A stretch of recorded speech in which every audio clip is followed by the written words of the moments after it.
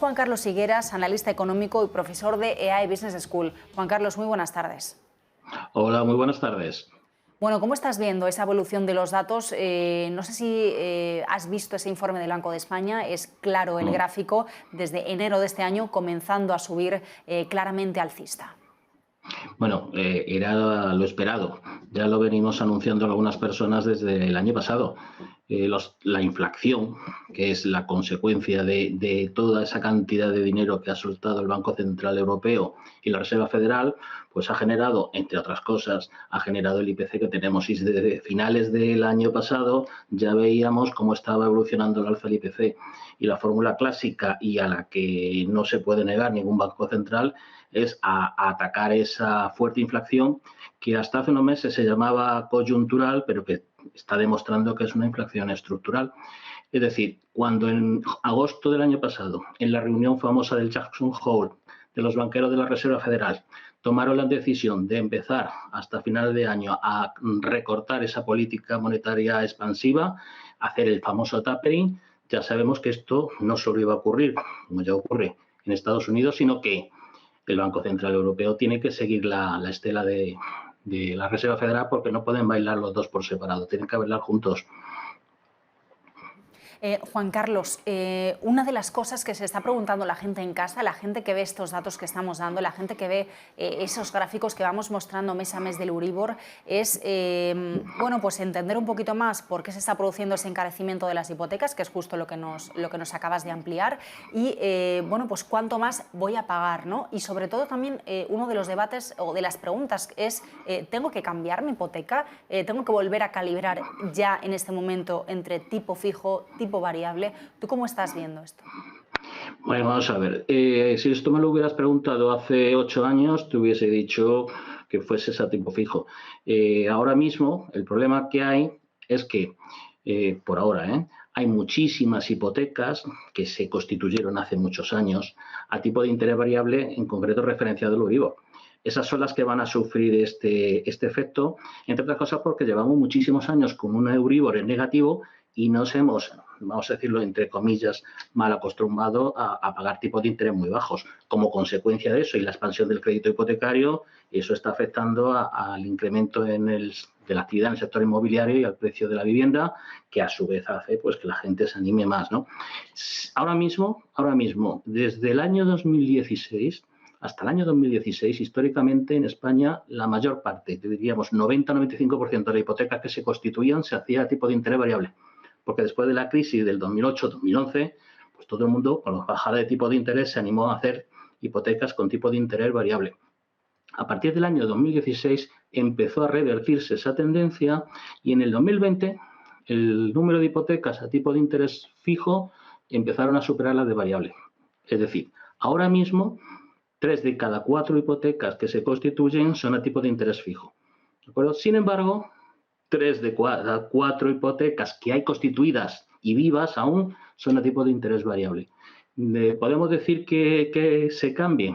Yo no diría que se cambie porque eso dependerá de las condiciones que tenga con el banco. Se puede hacer una innovación hipotecaria, se puede cambiar uno de tipo de interés fijo a variable, pero lógicamente aquellas familias que han constituido hipotecas en los últimos 2 o 3 años con tipos de interés fijo bastante interesantes, probablemente no les interese. Las que tienen tipo de interés variable, pues dependiendo del diferencial que tengan, tendrán que analizar si les interesa o no, porque hay una realidad.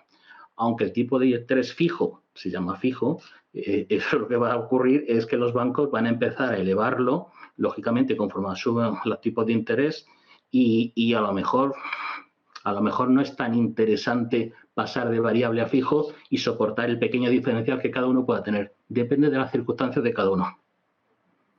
Juan Carlos, otra de las preguntas que nos hacemos es, teniendo en cuenta el retraso, por así decirlo, que lleva el Banco Central Europeo respecto a otros bancos centrales, ¿en qué medida, cómo va a evolucionar en los últimos meses? ¿No? Está claro que la evolución del euro va a depender del ritmo de subida de tipos del Banco Central Europeo y estamos en un momento de incertidumbre al respecto, ¿no? Esperamos para julio que pueda ser esa primera subida, esperamos que pueda haber incluso más dentro de este año, tal y como tenemos la inflación en Europa, pero es verdad que estamos en un momento de incertidumbre al respecto. ¿Cómo crees que va a ir esa velocidad de subida? Porque como veíamos en el gráfico, de enero hasta ahora va claramente ascendente. Pues va a depender de cómo evolucione la inflación. El Banco Central Europeo está aguantando al máximo a tomar la decisión de subir los tipos de interés. Ya ha anunciado que va a retirar los estímulos de compra de deuda masiva a partir del tercer trimestre, sobre todo para aquellos países que están altamente endeudados. Dependerá de cómo evolucione la inflación. Si sigue evolucionando a niveles tan elevados como los que tenemos ahora mismo, probablemente el acelerón que pegue el Banco Central Europeo va a ser mucho mayor que si se va moderando la inflación. ¿Por qué? Entre otras cosas, la economía europea no está tan recuperada como la economía norteamericana. Y además en Europa, al final somos 27 países, cada uno a diferentes velocidades. No todas las economías marchan o han mejorado suficientemente. Economías como la nuestra, que es una de las economías más importantes de la Unión Europea, pues ya sabemos cómo va. Entonces, tocar los tipos de interés pues puede generar un lastre aún más pesado del que ya tenemos, por eso se lo están pensando. Pero dependiendo de cómo siga la inflación y cómo van evolucionando los tipos de interés al otro lado del Atlántico, será más o menos acelerado.